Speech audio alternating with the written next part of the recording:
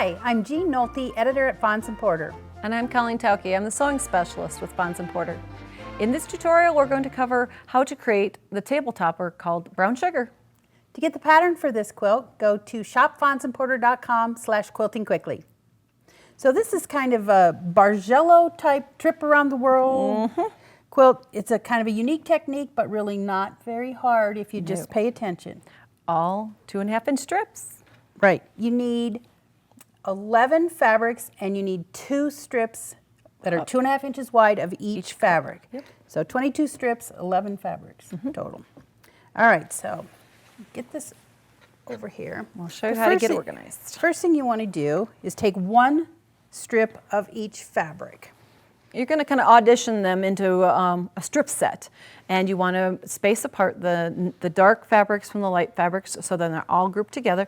As you'll see in the table runner, you'll see a radiant navy, then sometimes you'll see a really light ring, and then another blue. So that just happens magically because we've got the strip sets. So once you've got them arranged, sew them together. You want to press all the seam allowances one direction. Doesn't matter if it's up or down. But remember to press as you go. I would probably put together 2 strips, then press, then add a strip and press. Try to remember to always go to the ironing board. Okay, once you got this strip set made, you want to make another one that's just exactly like it.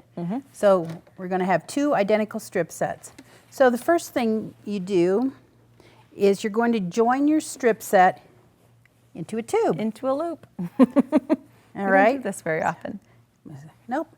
And then you just sort of fold it in half. So there's a seam down here and just kind of strip folded in half there. Correct. We're going to clean up one end, which I've already done here. Just put the ruler on there. there. You'll have uneven selvages because each of the fabrics will probably generally measure 44, but not always. So you want to have one nice straight edge. And of course your strip set will be 40 inches wide. Exactly.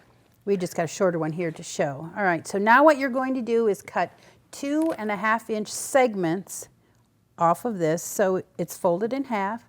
You'll be cutting through both layers at once, and we need 18 of those 2.5-inch segments. Very easy. Your strips were 2.5, and now the segments you're cutting are 2.5 inches. Right. So I have a set over here. Can I have the one you just cut, and you can show the others. Okay. All right. Now, as Jean lays these out, you'll see that these are now long strip sets, but we had tubes before. So how do we get there? Just a little bit of unsewing. You could feasibly cut all 2.5-inch squares and then arrange these and painstakingly put all the 2.5-inch little tiny squares together, but the strip set makes that piecing so much quicker. So I'll show you here. So you're going to see a pattern here as I lay these out. There's one side.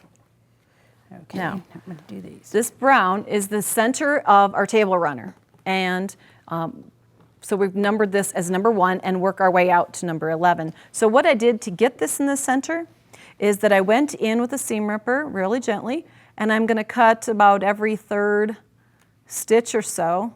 That's how we unsew carefully and without stretching the fabrics.